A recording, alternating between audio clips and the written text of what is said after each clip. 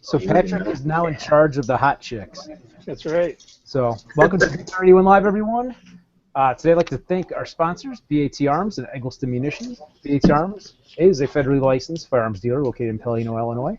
With hours by appointment, they offer a large assortment of firearms and accessories, including many unique items to fit your shooting needs. To find out more, check them out at batarms.com. And, of course, if you're a reloader, I suggest taking a look at what Eggleston Munitions has to offer. Eggleston Munitions is a manufacturer of polymer-coated projectiles, which offer the benefit of jacketed projectiles at a price point much more affordable. And the best part, they're made right here in the USA, located in Colorado Springs, Colorado. Check them out at egglestonmunitions.com. And as always, the links are going to be below the description here in the video. And so, welcome everyone. And, of course, we're going to talk today about the Got Ammo LLC 3-gun series. We just actually participated in a match this past weekend. We're going to do a little recap video on that. So I'd like to say welcome first to my list here on the bottom is Barry from BAT Arms, our sponsor, who also shot with us this past weekend. Good evening, everyone. Yeah, it is afternoon, technically. Yeah. And, of course, we got Patrick and Jake from MGS Firearms. Well, actually, Patrick's from One Shot Kill It Media, but he's at MGS Firearms with Jake. Was wearing one of our shirts on Sunday. Yeah. I know, that one hour I'm thinking we were the same person. And we're going to talk about that, too. And, of course, we got Pete from the range at 355 who came out as well this past Sunday to hang out with us and get a couple good aerial shots for us with his drone. So, yeah, so anyhow, I guess we'll talk a little bit. What did you guys think about 3-gun this past weekend? And I know it was your first time coming out, especially for Patrick and Jake. You guys had never shot 3-gun before. So tell us what it was all like, exactly. No, I thought it was awesome. I had a bunch of fun. I mean, I've shot like Steel Challenge, which is like training wheels 3-gun. Basically, yeah, you just shoot steel plates at different distances with a pistol, shotgun, and rifle. But actually doing real 3-gun was pretty fun. It was a lot of fun, actually. It was a great learning experience. What was your highlight of the day? Honestly, probably I don't know. I mean, it's hard to like come up with a highlight because it was all. I mean, I could definitely tell you the low moments. Pretty much. Those always remember, right? We all had those. Like, everything was like equally awesome. But what about the boat? The boat was equally. The boat was fun, yeah. I think even the boat was the highlight of the day. Yeah. I mean, but even the boat for me was like I kept getting like double feeds into my shotgun, so it's like what could have been a great time was like slowed down by having to fix malfunctions. Oh, yeah, gotcha. I mean, like everything was like fun. It's just like there were moments where I wish I would have did better, or like I wish I would have like figured my zero out on my rifle before we shot. Yeah, that kind of happens if you're a little bit off with your zeroing and everything. That can kind of throw off your day a bit. There we go. Now I went ahead and I'm going to do a screen share here so we can talk about it. You guys can kind of comment on it. We got the boat here so everybody can kind of see what we had set up out there at Aurora Sportsman's Club. This is the first time for us to run a boat. It was just kind of a neat thing, you know. It was all shotgun stage, and I was running my MK 1919 on that, which, as you guys saw, that one of my favorite part of that particular run for me personally was that popper where you hit the steel and it flips it up in the air, and that's a challenge in itself. But then I missed it the first couple times, so I whipped off like 3 quick shots at it, and I nailed it. That was just fun for me. So what do you guys think about that? How did that go for you? I really liked, I mean, just even commenting on the whole day, you know, that was awesome. I think the shotgun stage in the boat was really cool. One of the things I like to do, like, you know, for me especially, I've never taken the competition route into shooting at all. I've always just kind of reviewed products and shot at my own leisure, you know what I mean, and just kind of did whatever I wanted. So actually stepping into that competitive aspect really kind of, it was a lot of fun for me, and it was kind of a realization point where it's like, well, shit, all this money we do spend on guns could have a purpose. Yeah, yeah, right, exactly. You know, so yeah, I mean, overall, it's just a freaking blast, man. Like, I loved it, and I'm definitely looking forward to attending more events there and elsewhere, depending on what I can find. So. And I'm also going to get some more video. I've got the videos saved that I got to actually work on putting it together from you guys shooting as well. I threw this one together kind of in a hurry. One thing I ran into is my Contour HD camera might have quit on me. I'm not sure. The battery either was dead or it just started acting up because it was doing this beep, beep, beep, beep, beep thing all crazy, and it just wouldn't record after a couple of times. So a couple of the clips from this video that you guys are watching here actually were from the Contour HD cam, and then the rest of them were off the camera phone. Actually, believe it or not, that you guys helped me film. Nice. So I figured just kind of play that for people to kind of see and everything, and so forth. But I thought it was a pretty good day. I mean, I didn't feel like it was my fastest day, but it wasn't bad for myself. Anyway, you guys can go and watch the rest of the video if you want to later on my YouTube channel. Barry, tell us a little bit about your experience. You know, what your thoughts were on that whole thing. No, I thought it was a great day. You couldn't have asked for a better day weather-wise. Yeah. Absolutely. Love three-gun. I mean, where else can you go out with, 3 different shooting disciplines in one match, and the shooting sports team did an awesome job putting the stages together. Absolutely. Very challenging. A little bit of a mishap on my rifle on one of the stages, but once I got that squared away, I was good to go. Did you figure out what was going on with it? All I could figure is that when I cleaned my rifle, I missed something on the bolt or something. The bolt was definitely dragging. It wasn't locking up tight. I mean, when I dropped it dropped the bolt. It didn't feel right. So okay, that's why it wasn't firing. But once I broke it down and wiped it down, put it back together, everything was fine. So stuff happens, right? I mean, it's yeah, absolutely. I mean, we all get like a malfunction here and there and stuff, and it was just a hiccup in the day. But you got back out there and kept running. So the last 3 gun, I had shotgun issues, and luckily the shotgun ran fine. Probably 5,000 rounds through that Noveske, and that's the first error that I've had. And again, I think it was more user error than rifle error. But all in all, it was a great day. I really enjoyed it. It's one of my favorite shooting disciplines is 3 guns. So excited to do again, and we had a great squad, right? So we absolutely loved shooting with you guys. Yeah, we had Patrick, Jake, they're from Matt. We would have had Julia, but Julia had broken her finger, so she didn't get to. But she did actually get to try out the boat stage, She did, yeah. So that was pretty cool. I got the video, I think, of that as well, so I'll post that at some point. Dirty 930. What's that? Yeah, except she had to run Matt's Dirty 930. Oh, yeah, right. I know, and then there was like that issue where they're like, oh, it's, I got short phone's switch or range whatever. for some stupid reason. I'll be right back. Yeah. Okay. So, yeah, as far as the malfunction thing goes, I mean, I know like last time I had an issue with my mag. Well, the first time I had my MK 1919 out, I had a few malfunctions with it, but it was still being broken in. The second match, after I had a few more rounds to it, I had one issue with the magazine, and ended up right before this match, I took that mag apart, kind of cleaned it up a little bit, lubed it up, and I didn't have any issue with it as far as feeding, except for one time with the last round, which was kind of strange because the first time I had a malfunction with it, it actually had a jam after the first or second round where the follower wasn't pushing the shotgun shells up, and there was enough tension on them, so it would just kind of basically cause the failure to feed and jam, and that didn't happen this time. This time it was like the last round for some reason didn't feed properly, but I didn't actually need to use it, so it worked out. It didn't actually cause me a problem in my stage, surprisingly. But it's all little tiny things that happen and stuff, and you just gotta kind of work around them as you go. Sure. So, Patrick and Jake, I got a question for you too. What kind of things did you learn for next time? I learned to bring a cart. Yeah. What's that? Oh, cart. Yes. Yeah, cart priority number 1 is cart. Yeah. I learned that I should definitely shoot faster with the pistol because the whole time I was like the last kind of like competition that I shot was IDPA, and like I'm used to like getting hits in the center ring. Like I didn't realize until the last stage that you should either get 1 round in the center ring or just get 2 on paper. Like I would have just shot a lot fast. Like I was trying to go for hits in the 2 hits in the center ring. I feel guilty I didn't mention that to you because I didn't I wasn't thinking about it at the time.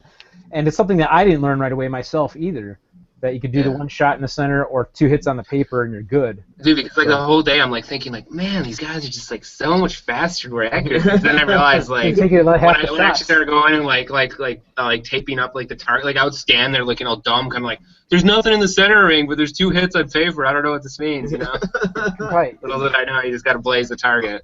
Yeah. So what, as far as gear, besides the cart or a wagon or whatever you're going to use to haul your stuff around?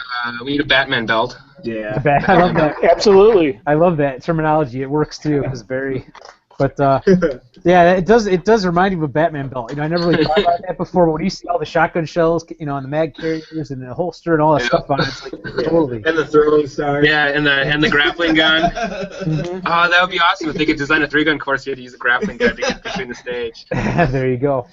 Yeah, interesting concept. It might be worth a talk, Rick, about as far as 3-gun carts. Because, you know, a lot of guys think they have to go out and spend a couple $100 on a 3-gun cart, and there are companies that make them. Oh yeah. But you know, as we've seen, there's a lot of people that get pretty creative and fabricate them. For myself, I went on Craigslist, $25 for a jogging stroller, you know, 3-wheel jogging stroller, and then like $20 for some ATV gun racks that mount up really nice on the stroller. Yeah, right. The tubes. Yeah, so under $50, you basically got yourself a 3-gun cart. It's literally that simple. That's very true. That you can just basically recycle these things, the baby joggers and things like that. And I've seen people use all types of stuff, like collapsible like carts and stuff. They're like kind of fabric or hard plastic. Do you think people would shit a brick if the next time I showed up with Power Wheels with a gun rack on it? Just throw that between. What are you gonna get, the Barbie Jeep? Yeah. What? Yeah. Have you ever seen those? By the way, there was a girl. I saw this recently somewhere. I saw this. Speaking of that, there's a girl that's going to college, lost her license for some reason, and she's riding around the Barbie Jeep from class to class. She doesn't have a car. Anyway, side tangent on that one. It was kind of funny, but yeah, that's one way to go, I guess. Get you the Barbie Jeep and just throw some gun racks in the back and cruise around the gravel with it. Actually, have you ever seen those remote-controlled golf carts, or you know, for golf clubs? Those carts that guys have the golf carts. Yeah. So it's a cart for your golf clubs, and it's got a remote control, so it's wireless and it's motorized. That's I'd like cool. to make one of those into a 3-gun cart. Well, you know, yeah. like that drone that follows you. Yeah, we should get drones that can just lift our gear between the course. It's like, well, let's see it there. Yeah, Pete, what do you think? We'll get you a drone for that. You can help us move the equipment around, huh? I'd help you guys, but I'd crash it. No, you did pretty well with it, though, this weekend. We could always just get a troop of, like, Filipino boys to carry everything. Yeah, there you go. I suppose. But, yeah, the no chopping of corn stalks this weekend at all. That was good. Yeah. Burned it in once, but it survived. Yeah. Nice. So, yeah, so we know about the gear. Oh, with the carts, too. Like, the one thing I picked up, and I have a video on it, too, is the little, I call it the little yellow gun wagon or whatever, is some of the hardware stores sell, like, your little yard carts. It's like a wagon that has the sides that kind of fold down and stuff. That's what I'm using right now, for those who don't know and haven't seen it. But just throw all my cased gear in that and just haul it around. But it's a lot of walking at that event, I'll tell you that much. I think our range road is like a 1/4 mile long, plus going up and down the 600-yard range. That's quite a that was easily the best range I have ever been to, and that includes like military ranges I've been on. That's good to hear. That was easily one of the best ranges. Yeah. That was beautiful. Just the whole facility was very well kept, and I mean, every single section of it that we went to was just like, we remarked on each section. It was just like, holy shit, this place looks great. Yeah, they do an awesome job keeping that club up, and I mean it's a great club, and obviously Rick and I are members, but I got to tell you, that's got to be one of the best clubs in the state, if not in the Midwest. Yeah, big thanks to all the volunteers, including Ross, who take care of all the property there. I mean, I don't know everybody's names that does it, but all the guys that keep up with everything there appreciate it. Yeah. So I guess one of the things that I guess especially speaking from somebody doing anything in the very first time. It was funny because I think I don't know, was that Matt's first competition too, or has he done some other stuff before? He's done some training classes. Like Matt worked for quite a few years. He's done armed security. He's done a lot of training courses, but I don't think he's ever shot competition before. Yeah, because I know just me and him were discussing it. It's kind of like getting that out of your head, like where you're more worried. You're more worried about what am I going to do to be disqualified than am I hitting all my targets correctly at first? You know what I mean? So it's like, oh right, to get over that. By the end of the day, I started feeling pretty comfortable with everything. But it's kind of funny when you know, when your RO is mistaking you for some other guy that's I was just going to fucking mention that. things up left and right. Well, you guys wore the same exact outfit. You know, you guys got like the blue jeans, the blue MGS firearms shirt. You look about the same height, you know, almost. Yeah, Patrick's get your DQs. I know, Yeah, right? he's like, if you do that one more time, I'm gonna have to DQ you. That was freaking hilarious. That was pretty good. But, Because that one dude yelled at him for my pet. This is the third time I've had to. I'm like, I just I was got like, wait a here. minute, I saw him do it once. And That was funny. yeah, and I gotta say too, your little guy Thomas, I was surprised that he was not like at all worried or concerned about any of the gunfire, even with ear protection on. Oh no, yeah. I mean, It's totally cool. he was a month old, and we took him out to Dane County to shoot 50 cals. So I mean, he didn't shoot, but Right, he didn't shoot it, but he was there, you know. Yeah, that was good. It was great hanging out with he you just guys. slept through that. So And we've got an event coming up in November as well. yeah. You know, so hopefully you guys will make it out for that. And we got the zombie shoot coming up. I forget what the date is. Do you remember what it is? 26. 26. 26 Okay. for the zombie shoot. I didn't want to say the wrong date, so Yeah. at 26 Come on out. zombie shoot and come out and shoot with us. I'll be kind of busy for the first half of the day, kind of watching the On Target radio booth, and then when Gretchen shows up, I'll be able to come out and shoot with you guys. And Sometime Bad Arms will also have a booth set up there. So There you stop go. in. I didn't realize you were sponsoring that too. I am. So yeah, we will have they'll have a vendor tent as they did last year. So stop in the vendor tent and stop and see us. Oh yeah, you should see if your club would let us maybe put up a booth and actually bring down some Class 3 stuff, since we are 07. If they would make an exception for that. Well, we could talk about that for sure. I don't know if we can get it done by this event because there has to be some approval on it from other sources than myself, obviously. But I can talk to him and see. I mean, it might be too late for this year. But No, I mean, that's that maybe would- just a future event. Exactly. We'll get the ball rolling because we've been talking about getting me on board with helping them with the sponsorships for that event as well. Because it is kind of difficult too. I mean, like I also work with the marketing department for the club as well. It's kind of like you kind of talk to different people and kind of network and get it all sorted out. That's kind of the behind the scenes part of it. But it's easier when you have like one or two people that handle the actual dealing with companies and so forth like that. So I might be actually dealing with that in the future. So I'll talk to the people I need to talk to and see what we can set up for sure. Nice. Yeah, that'll be a good time. Because we did actually have a group that came out and brought machine guns in the past. I don't know if they're coming out this time because I'm new to Zombie Shoot. I've never been to it, so I can't tell you all the ins and outs of it for sure. But this will be my first time, and we'll kind of go from there on it. So Pete, what thoughts do you have about the event too, as well? Like some of the things you kind of witnessed and saw, and maybe some ideas to make it better, or some things we were doing really good, or just any thoughts you have. I concur about the range. I love the 600-yard range. I'd like to build a cabin and stay out there. It was really cool. Hey, we have a house for sale. It's part of the club. That's down the right. street, 5 acres. And I agree with the guys, man. That place was maintained so beautifully, and It is. really enjoyed hanging around. Some of the things, like the guys are talking about, I love competition because it teaches you a lot about yourself, and I think it really prepares you for the real world. And I thought, it's the stress and the match pressure that really helps you for next time, And I always, when I had butterflies in my stomach before a match, I always knew I was on, that it was taking me up to another level. And I think some of the cool thing is the realism. Is talking to Patrick and Jake and hearing Barry's feedback while we were out there. I think that you not only learn a lot about yourself, you learn a lot about your equipment. And there was probably guys coming out with some red dot sights, and I know we talked about 4-power or whatever, some sort of hybrid. 400-yard shot with an AR offhand or barricade it's a long shot, and so it was a good way to test the equipment. Plus, you don't see plates at 25 yards real often. You don't see a static pigeon at 25 yards real often.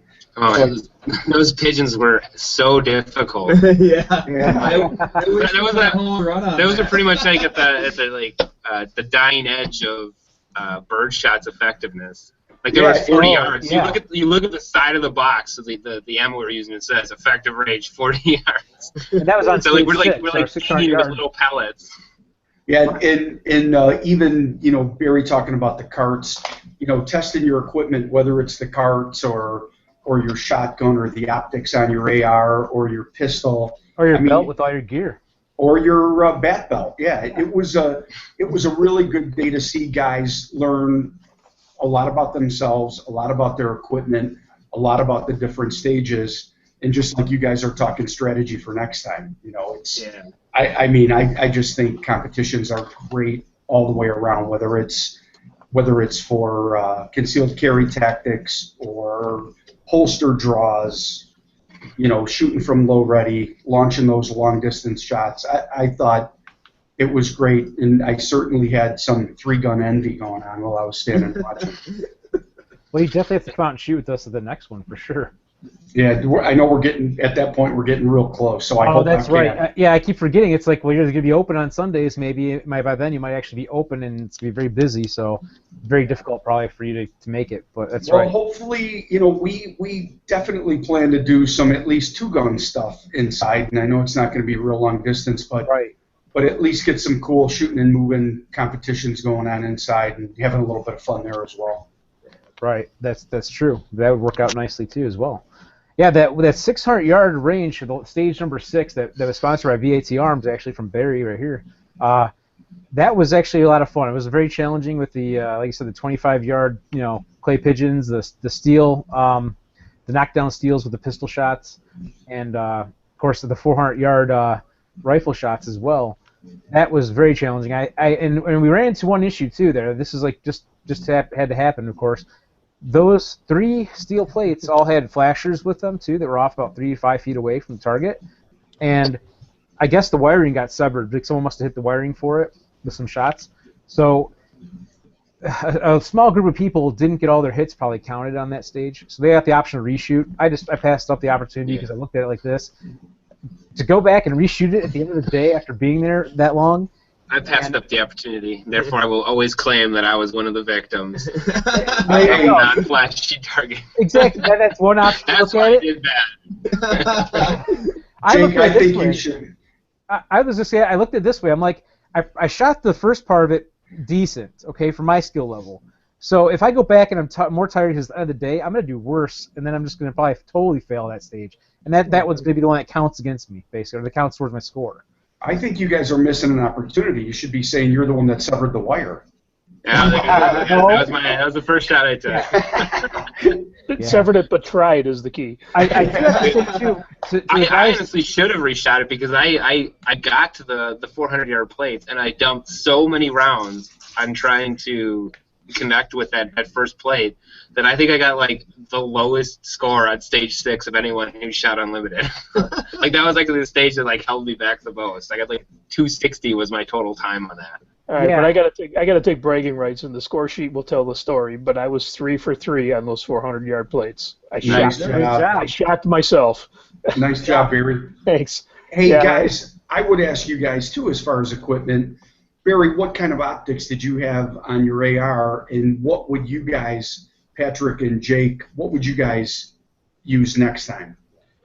So for me, actually I have 2 ARs, and I was half asleep when I packed my things up and grabbed the wrong rifle. But what I was running then was a combination RMR ACOG. So RMR 1-to-1 for close quarters, and then the 4X32 ACOG. Typically what I would run and what I intended to bring to grab for that shoot is my 18-inch Noveske that actually has the Swarovski 1-to-6 on it. So the 1-to-6 would have served me a lot better. But that's why I was... That's kind of how I felt too. I would have loved to have had a 6 power on that stage. That's why I was impressed that I hit it with the 4X, and because I was upset that I didn't have my 1-to-6. But for that distance, my 1-to-6 is my go-to. Yeah, I would love to like have had like a VCOG for that stage, but like I used an RCO, Trigicon RCO, and I'd shot well with that before up to 200. Never 400 with it, and I have no doubt that I could do it with that optic. So I'm not blaming the optic, but I definitely would have, like, for that whole competition as a whole, I would have preferred to have a 1.6, just because the 1 power would have been awesome for those stages that had close in ARs. Yeah. That had the close-in targets, and the 6 power would have been a lot nicer. Because, like, the biggest problem I had with stage 4 is my zero was not proper with my RCO. Because actually, I had Matt zero it because I didn't have time to go myself, and he like never does anything right. So, I don't know. I had to I was trying I found my zero on the 175 because I could actually see dust clouds and impact.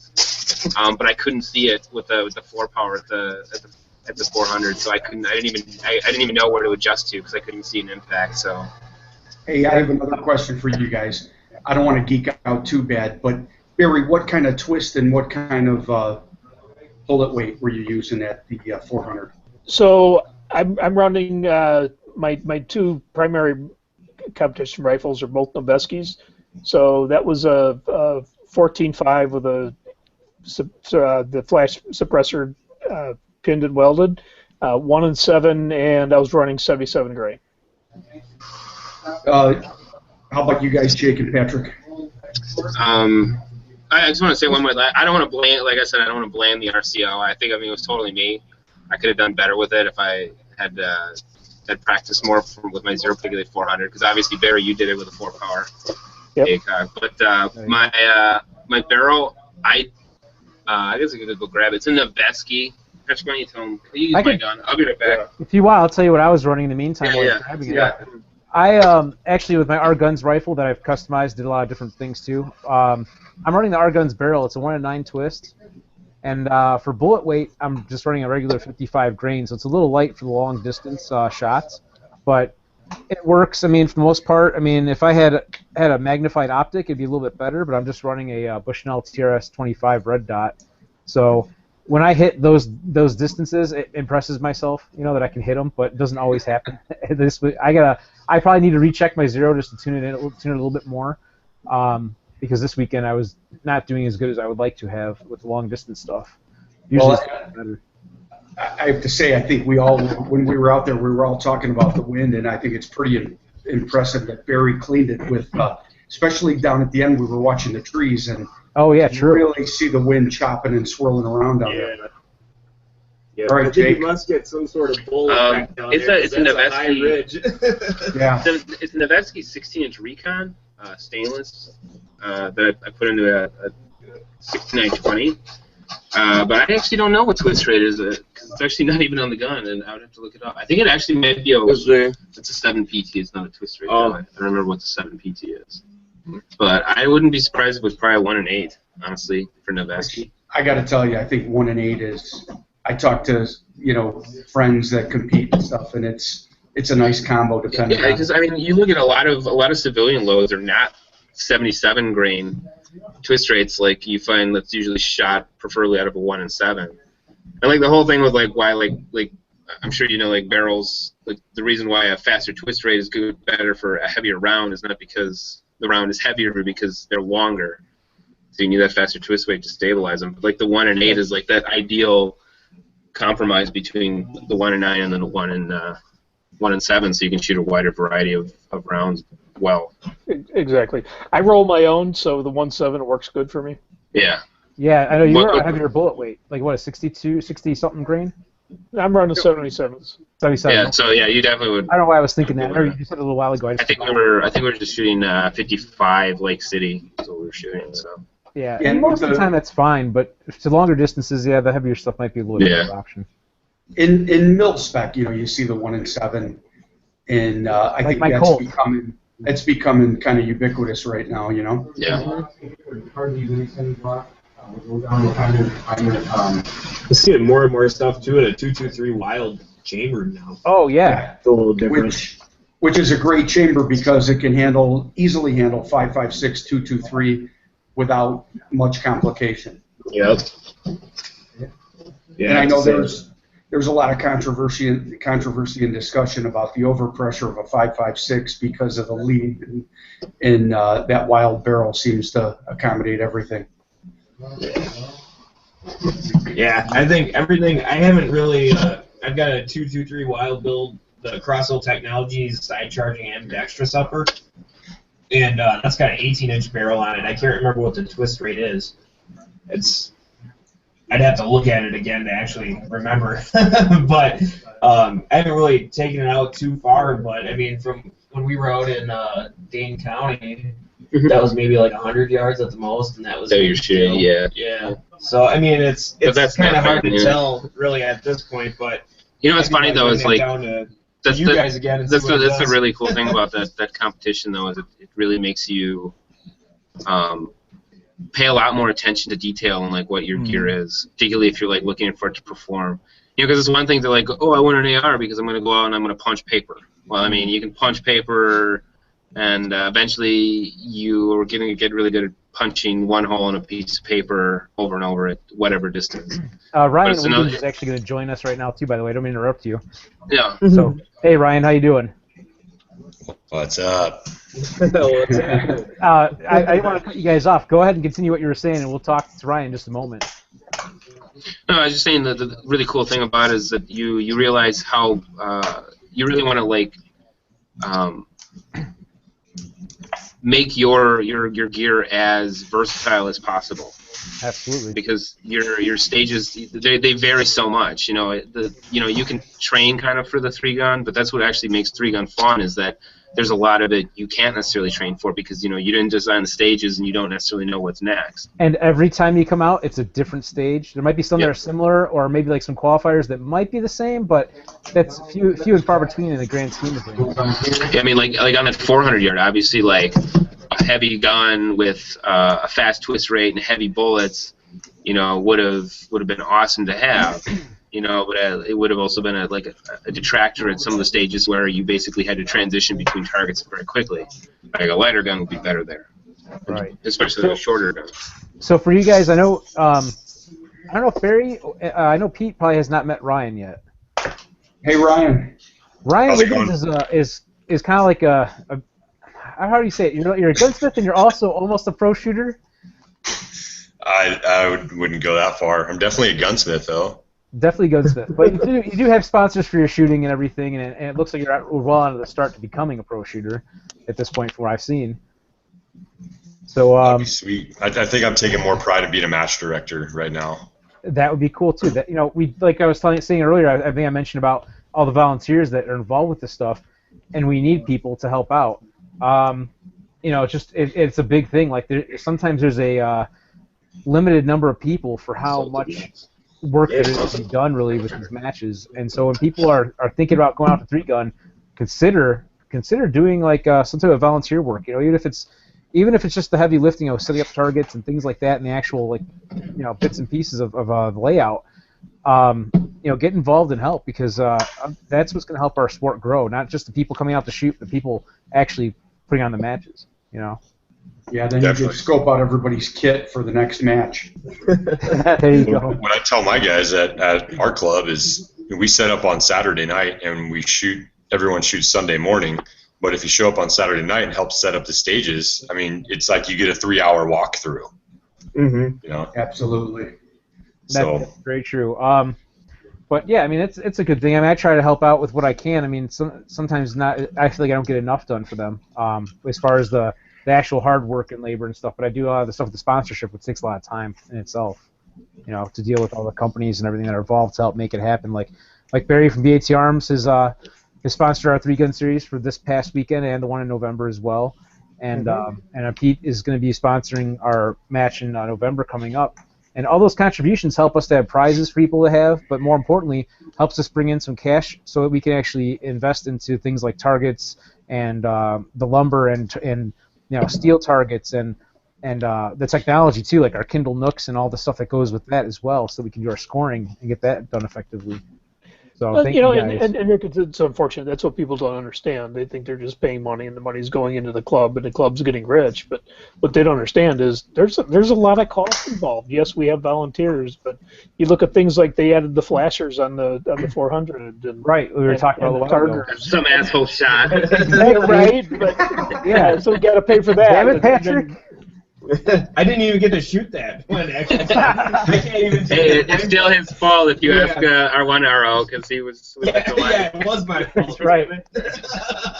But no, so those monies and those sponsorship monies, I mean, those are desperately needed, and you know, we get a lot of unique opportunities, like you know, like the boat stage, right? I mean, that took some That was money cool. to put that together, and it was awesome. Everybody loved it, and yeah, so the sponsorships are needed, and very much so. Just mowing the grass on stage. Sorry, Ryan, go ahead. No, I was just saying I can't wait to see footage of that boat. They were There telling is me about footage. it last You week. missed it. It was awesome. In fact, I can actually probably share that with you in a second here. Great. I was going to say just mowing the grass on stage 6 is a full-time job for crying out loud. Yeah, absolutely. We don't have to worry about grass out here in Arizona. You got to move the sand around. Yeah. Do you have anyone who does that, like that Japanese sand garden from the chorus for it? Yeah, we don't really have sand. That would actually be way better for setup and stuff. Stage 6, everything's zen.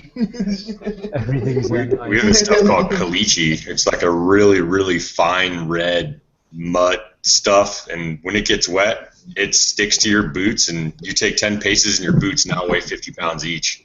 Oh, wow. So I'll show this again stupid since stuff. Ryan didn't get to see it, just so you can kind of get an idea of what it looks like. So it's the first stage, actually. Even though we did them in a different order, I put them all in order by stages. But here you go. Like, this is me running my MK 1919. That Tooth and Nail Armory actually built that for me, by the way. Oh yeah, I wanted to mention to you. Eric actually said you finally have something that he's impressed with. What? Really? My MK? Yeah. Oh, that's cool. Yeah, I don't have a whole lot of cool stuff that's really No, impressive. he thought your shotgun was pretty cool. He thought it was a really good conversion. Yeah, they did a nice work on it. So I'm really happy with it. It runs pretty well. I mean, you saw this quick, like, you know, couple shots I whipped at that popper on the stage here, and that. But he made sure to tell you that he's still not impressed with your NRA instructor. Oh yeah. Whatever. I heard that. Always with the ball busting. That boat looks cool. That was fun. That's the coolest stage. Now you got my mind going. That was, and I guess the story behind that was that somebody was, and Barry might remember this too. Is the story was something like somebody had it on their property just for free, laying there like on the side of the road almost. Yep. Yeah, so we just kind of got it from there, and I guess one of the guys saw it and said, "Hey, this is an idea." You know, it worked out really well. I don't know of anybody who fell getting into it other than like me almost falling, but I got in it pretty well. Right. I think that the water to fill that stage would be more restrictive than guns in Arizona. Oh, geez, yeah. Well, luckily, the water came out of our ponds because we got two stock ponds on the property, and they just pumped it out of there and filled up that little thing. So, Luckily we have a bunch of water. Nice. what was that, Pete? I was going to say the boat was on the side of the road. You got a couple of cans of that spray from infomercials and. Right, I'll tell you what. Just put it together like that. Like you. I'll tell you what. You guys, I'm sure you noticed this. The sound that it makes when you fire a shotgun in a boat, it's almost like a boing noise, like just from the resonance of the boat hull. It's pretty interesting sound. Yeah, when I was a kid fishing with my cousins, there was always 3 wrist rockets in the boat, you know, launching them straight up in the air and everybody ducking when they came down. Oh, jeez. I just want to say something that I thought was funny about that match, and I really don't mean to talk shit, and I only want to say this before I forget. I'm really not trying to talk shit. will. But no, it's actually not shit talking. It's kind of funny. But the guy that won the Unlimited division, he was sponsored, and like I first saw his jersey when we were on the 400 or on the 600-yard range, and his jersey, like on the back of it, said whoever was sponsoring him, it was PINAS, and I was like, is he sponsored by Penis? I have no idea. I saw that, but I'm not really sure. I pass on that sponsorship. Yeah. I just got my jersey in the mail today from Techwear. Those guys are awesome over there. If you guys need a jersey, definitely recommend Techwear. Barry was actually talking about that at this match just now here. Thought we should get some jerseys or something for BAT Arms shooting team or something. I think we need a BAT Arms / MGS Firearms shooting team shooting jerseys. Oh, yeah. Maybe we'll talk to Pete, get him to help sponsor that as well from Ranger 355. We'll just have to flip this who gets back. Yeah. If you guys need any help getting those jerseys designed or working it out, let me know. I've had to go through a couple different companies. Sure. Why did you have to go through a couple different companies? What happened exactly? Well, actually, I was using Animal Customs before, and they had a really cool app where you go on and drag and drop and do your own designing. They made it really, really dumbed down, which was cool. And they made a good product. I used them for our speedball team. We were playing paintball in the Navy, stuck out there in San Diego for a few months. And but they went out of business for unforeseen circumstances. That sounds questionable. So started dealing with Techwear, and Techwear, you just tell them what you want, and they make it for you. You have to send them the logos, and they pay people to be designers. So I actually just took a screenshot from what I designed on Animal Customs and sent it to them, and I was like, hey, can you replicate this? And they're like, hell yeah. And they did it, and the manager of Techwear, I forget her name, but she emailed me and was like, wow, that's really cool. That's the sweetest jersey we've seen come out of here so far. I got to ask you too, Ryan. Part of your gunsmithing, this picture from today. Yeah, that was ridiculous. Yeah, I don't know if you guys see this real well, but this is a barrel. Is a Ruger Blackhawk? Is that right? Yeah, it was a Blackhawk. And all that is lead fouling on the inside of that barrel. Wow. Yep, all the way through the inside. It was a 357. Looks like someone really likes cast bullets. That's what I was asking.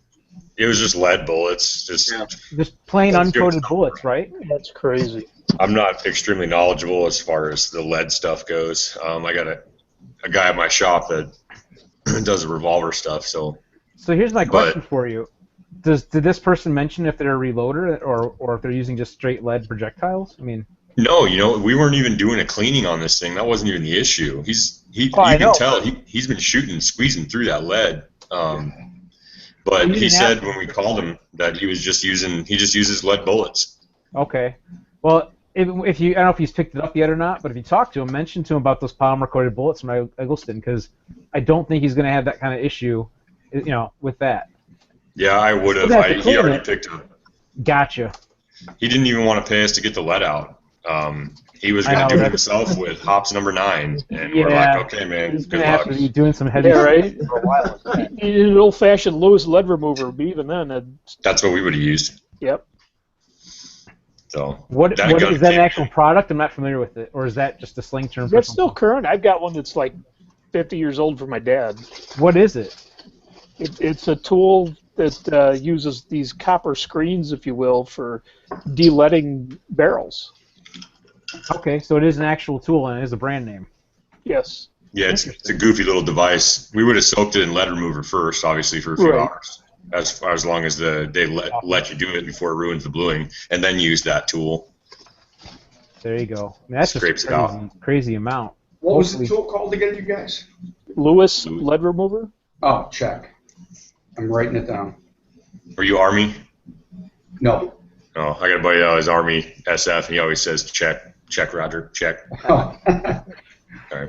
No, he's had a career in law enforcement and SWAT and stuff like that. So. Cool. I noticed one thing, not to pick on you. I say check every time I play chess. I was going to say, I noticed he does. I'm not in military, obviously, and I don't know a lot about it, but I've seen people talk about something called knife hands, like where you point at stuff. Like, like yeah. I noticed that Pete does that sometimes. I do? Yeah. I do it too. And they actually banned knife handing. Really? Why?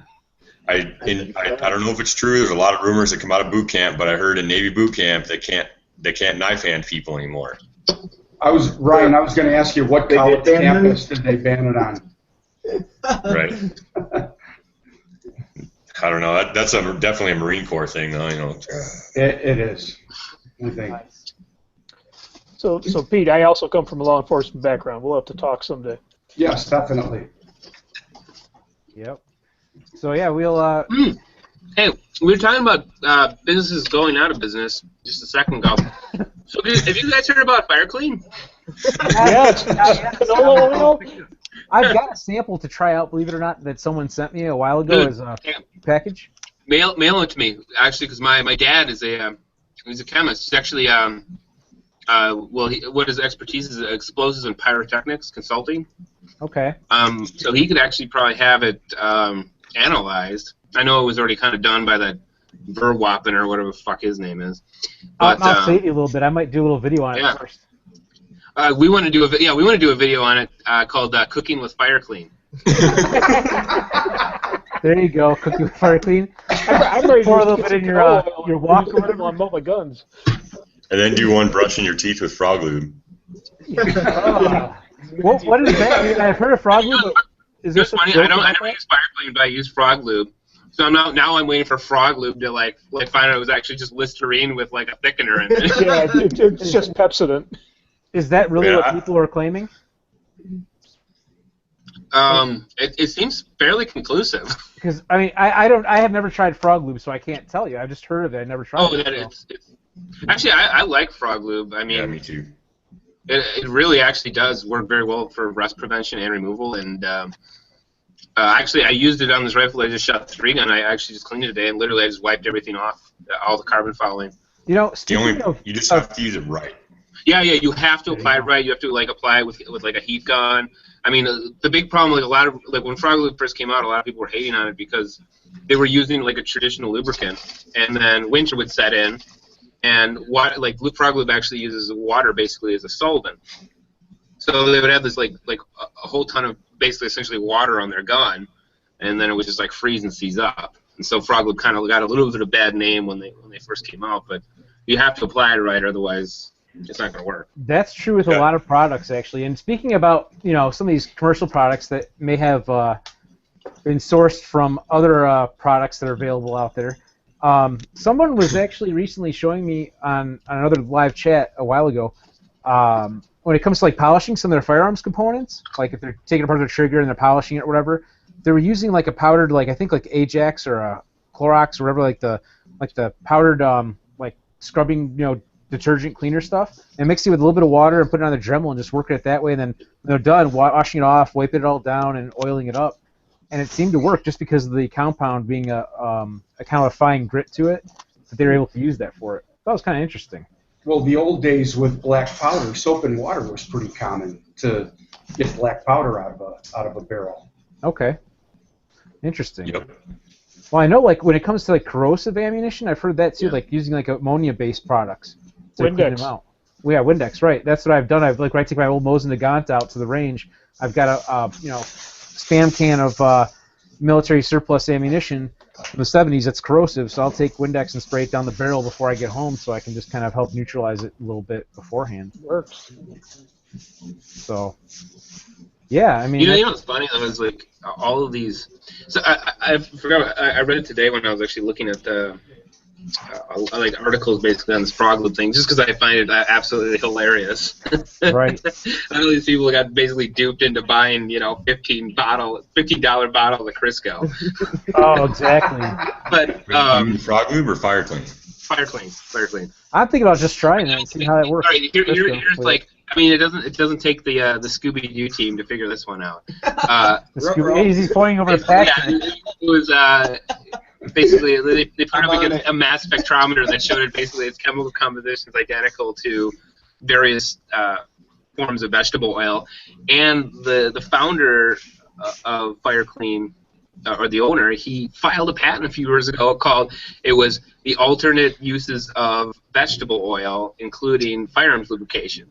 And the patent basically said a mixture of 1 or 2 or 3 vegetable oils to not have a burn temperature of less than like 200 degrees. But I mean, I'm not like knocking. I mean, I'm not saying it doesn't work, but I mean, now we kind of know that you don't need to pay as much for it. Yeah, not when you're paying $30 for what you can get a case for. Yeah. Oh, absolutely. You know, that's the interesting thing. Like I said, some of the other uses for some of the chemicals out there that we already have. It's like, you know, some of it's not even new stuff. It's just rehashed, like you said before. And there's a lot of guys that basically just use automotive lubricants in their transmission fluid. Yeah, because they're like that's the whole thing. It's like someone brought up a good point on one of these like forums that I was reading today, and he said, you know, BP's R&D department probably spends 20% more on research than all of these branded firearms lubricant companies put together. Right. Like, true. I think they understand like better what lubricant is good for what, you know. So I got a thing with transmission fluid. So there's I'm sure they put something in Fire Clean for this, but with transmission fluid, it's got additives in it to prevent buildup. Right. It has detergent. It's to keep the particles suspended in it.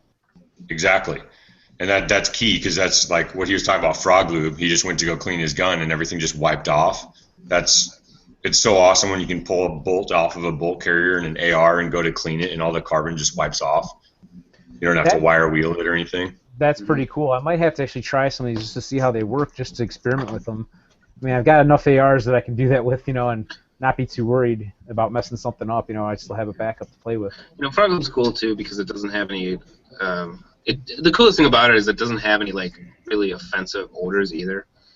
I mean, it's biodegradable, like it's edible. I've actually, you know, I wouldn't like suggest having a steady diet of it, but I mean, I've like taken it off and put it on my finger and like put it in my mouth, and taste it in front of customers just to prove it, you know. I used to make customers do that. There was about a year when I was using frog lube products specifically, or solely on all of my gun cleanings and gunsmithing services that I offered at my last shop. And when I'd educate customers about the products, I offered it retail as well. I'd stick it out, say, pull out your hand, have a bite, you know. Yeah, it's minty. And probably 90% of the people took a bite. Wow. You guys got me going. I guess I got to try frog lube now. Yeah. Just don't use too much. I don't want to give your hopes up, you know. I mean, you know, don't put your evening aside. Light some candles, open some wine, get a little bottle of frog lube. Okay. Well, on that note, we were supposed to have Jarrett from Torque Mag on with us today too, but I didn't hear back from him today. So he actually, you know, he was a sponsor for one of our stages at Free Gun as well. So we're hoping to get to have him on and talk to him about his Torque Mag, and like right here I got the 50 round one that I've got from them. You kind of see what was going on with him, but I don't know what happened. He said he was going to be on. Didn't hear back from him today, so. No, he probably realized I was going to be on since I talked shit about him the first time we were on together. I doubt that's the case, seriously. I mean, I don't think that's an issue. I wasn't really talking shit about his magazines. I was just talking shit about. I know. You're just kidding around. That's why I think like this Fire Clean thing is like the latest like hilarious gimmick that like is plagued the firearms industry. I know John Patton from the Gun Collective, who was on here a few weeks ago, or whatever it was. He has a video, like one of his little like news type videos that he does, so like the gun. Oh yeah, he's like defending them. Yeah, I saw it. He was talking about it. You know, it's a great product. Well, yeah. We're not saying it's not great, but we're saying like you can probably get it cheaper at like Walmart. That's true. I mean, maybe. You know, it's a possibility for sure.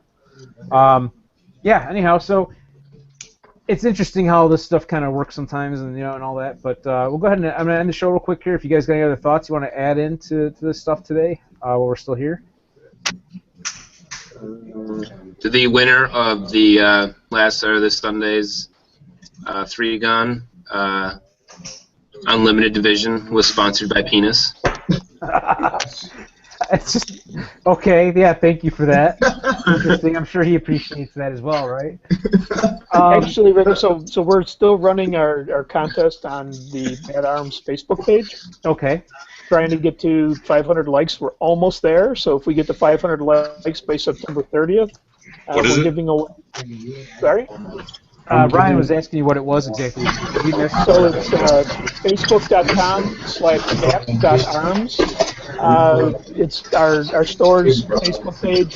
If we get to 500 likes by the end of September, we're giving away 5 $25 store gift cards. And for every 100 beyond that, I will give away an additional additional $25 gift card. So if I get 600, I'll do 6. 700, I'll do 7. So Facebook.com/bat.arms. Give it a like, and hopefully win a gift certificate for the store. That's very cool. That's very generous. We just liked you, Barry. Thank you. Cool. Me too. I'll show you. There you go. So I guess the one thing that we'll throw out there too is between MGS and One Shot Kill It Media, we've got some pretty big stuff coming up. One's going to involve a TP9 video and a couple other things that we're going to do with it. Yeah, so we're probably going to do a giveaway with that. Oh, with the well, it's the beat up one.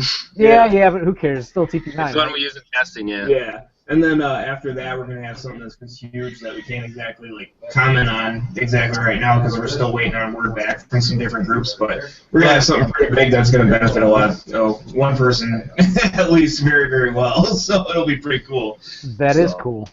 Yeah. Like giveaways. I mean, people like them that are watching for sure. Yeah. Keep track of which page, both of you guys or MGS or both? Yeah. We'll put on both. everything Okay, so moving. go to One Shot Kill It Media on Facebook and MGS Firearms on Facebook, and you can keep track of that there. And like Barry said, he's got a contest right now going on at BAT Arms on Facebook. And I've got a quick one. Sure. If Range at 355, give us a like. We're giving away we're giving away 2 or 3 annual memberships and I'll be posting that here real quick too. So. That's very cool. Yeah, that's awesome. That's going to be very exciting. It's going to be a really nice facility for those who haven't watched the previous videos. Go check them out. And we talked with Pete, I think, was it last week, the week before? We had him on the show? 2 weeks ago we had Pete on the show. And then also we have a little interview video with him as well from earlier this year. Out in the freezing cold. What's that? Who's got the cat? Is there a cat? Yeah, I keep hearing a cat. I don't know.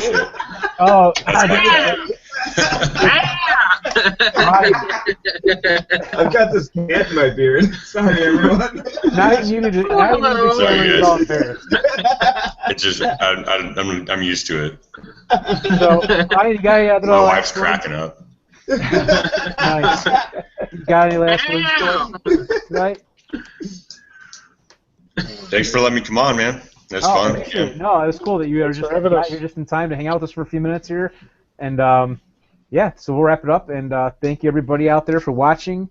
Go ahead and check out batarms.com and egglestonmunitions.com, our 2 sponsors for the show tonight. And also be sure to go check out Pete at therange355.com and also on Facebook. Like you said, they all 3 of these guys, well actually all 4 I should say, with Patrick included here, and Jake both, have contests going on, so go out to their pages on Facebook and check them out. And until next time, everybody, go out and have some fun shooting. Thanks for